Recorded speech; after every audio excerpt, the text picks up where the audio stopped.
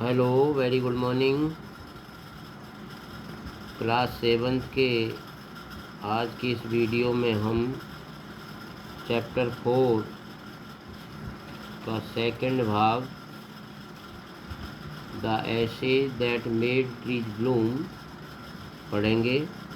Last video में हमने पढ़ा कि जापान में 19वीं शताब्दी में जो धनी जमींदार होते थे तो उनका स्वामी मुख्य मार्ग से गुजरता था तो उनके लिए रास्ता खाली कर देते थे। छतों के ऊपर लोग खिड़कियों को बंद कर लेते थे और कोई भी उनके रास्ते में व्यवधान न हो, ऐसी व्यवस्था होती थी। आज के इस वीडियो में हम आगे की कहानी पढ़ेंगे। Suddenly the leader of the van caught sight of the aged man up in the tree. He was about to call out to him in an angry tone, but seeing he was such an old fellow, he pretended not to notice him and passed him by. अचानक ही पालकी के नेता की नज़र पेड़ पर चढ़े हुए बूढ़े व्यक्ति पर पड़ी। वह उसे क्रोध में आकर कुछ कहने ही वाला था, परंतु seeing he was such an old fellow, परंतु यह देखकर कि वह एक बूढ़ा व्यक्ति है, उसने उसकी ओर न देखने का दिखावा किया और आगे बढ़ गया। So when the daimyo's palanquin drew near, the old man, taking a pinch of ashes from his basket, scattered it over the tree. In a moment it burst into blossom. और इसलिए जब धनी जमींदार की पालकी नज़दीक आई तो बूढ़े आदमी ने थोड़ी सी राख अपनी टोकरी में से निकालकर और पेड़ पर छिड़क दी और एक ही क्षण में वो पेड़, सूखा पेड़ जो था वो फूलों से भर गया। The delighted daimyo ordered the train to be stopped and got out to see the wonder.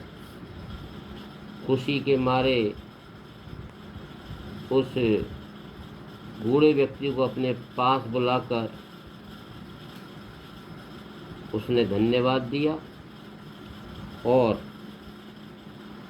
calling the old man to him and thanked him and ordered presents of silk robes, sponge cake, fans and other rewards to be given him. He even invited him to his castle. और उसको किस नाम से रेशम के कपड़े, sponge के पंखे और अन्य नाम दिए जाने का आदेश दिया। यही नहीं, उसे अपने किले में आने का निमंत्रण भी दिया। So the old man went gleefully home to share his joy with his dear old wife. इसलिए वो बूढ़ा व्यक्ति खुशी खुशी अपनी प्रिय बूढ़ी पत्नी के पास इस आनंद को बांटने के लिए घर लौटा। But when the greedy neighbor heard of it, लेकिन ज्यों ही उन लालची पड़ोसियों ने इसके बारे में सुना तो he took some of the magic ashes and went out on the highway. There he waited until a daimyo train came along, and instead of kneeling down like the crowd, he climbed a withered cherry tree. तो उस लालची पड़ोसी ने सुना तो वो भी जादुई राख लेकर के मुख्य मार्ग की ओर चल पड़ा। वहाँ उसने तब तक प्रतीक्षा की जब तक कि धनी जमींदार का जुलूस वहाँ पर नहीं आ गया हो। वहाँ मौजूद भीड़ की तरह घुटनों के बल झुकने के बजाय वह एक मुरझाए हुए चेरी के पेड़ पर चढ़ गया। When the daimyo himself was almost directly under him, he threw a handful of ashes over the tree, which did not change a particle. जब धनी जमींदार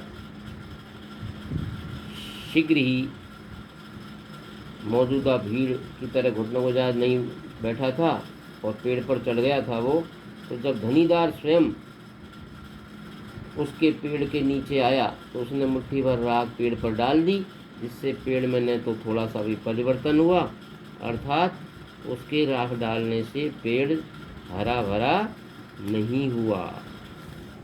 the wind blew the dust in the noses and eyes of the daimyo and his wife. तो वो राख जमींदार और उसकी पत्नी की नाक और आंख में चली गई। Such sneezing and choking, इतनी छींक और इतनी घुटन, it spoiled all the pomp and dignity of the procession. The man whose business it was to cry, "Get down on your knees," seized the old fool by the collar, dragged him from the tree and trampled him and his ash basket into the ditch by the road. Then beating him soundly, he left him for dead. तो जैसे ही उनकी जमींदार को और उसकी पत्नी को घुटन और छींक हुई तो जुलूस की सारी मर्यादा और शान बिगड़ गई। वो आदमी जिसका काम चिल्लाकर यह कहना होता था, घुटनों के बल झुक जाओ, उसने उस मूर्ख बूढ़े व्यक्ति का कॉलर पकड़कर पेड़ से खींच लिया और फिर उसे व उसकी राख की टोकरी को सड़क के किनारे की खाई में लुढ़का दिया। तब उसके बाद बुरी तरह से उसे पीटकर और मरा समझकर वहीं छोड़ गया। Thus the wicked old man died in the mud, but the kind friend of the dog dwelt in peace and plenty, and both he and his wife lived to a green old age. इस प्रकार वो बूढ़ा व्यक्ति कीचड़ में ही मर गया, लेकिन कुत्ते का दयालु मित्र शांतिपूर्ण व समृद्धशाली जीवन व्यतीत करता रहा और वह उसकी पत्नी संतुष्टिपूर्ण व सुख में बुढ़ापे तक जीवित रहे। विलियम एलियट ग्रिफिथ, ए जापानी टेल, ये जापान की टेल है, कहानी है जो विलियम एलियट ग्रिफिथ ने लिखी है। निम्न question answers following the questions first second third, आपको इनके क्वेश्चनों के आंसर फोर्थ का भी लिखना है।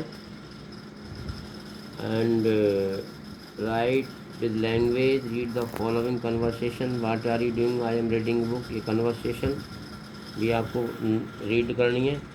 I prepare questions word in blank space in the following space, इसमें आपको इस स्थान पर क्वेश्चन वर्ड लिखने और ये फिल इन द ब्लैंक्स, इनमें से आपको राइट फोर के चूज करना है।